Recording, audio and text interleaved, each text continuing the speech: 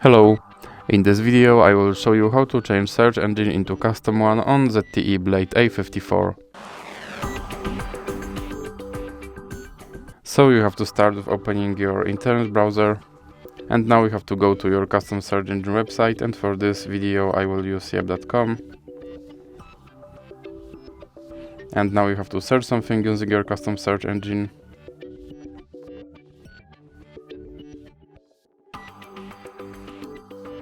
Now click on the three dots icon and go to settings, then click on search engine, and now in recently visited you should have Yahoo.com option, so you can select that and then click back, and as you can see my search engine is now set to Yahoo. So that's it for this video. If you liked it, please remember to leave like and subscribe.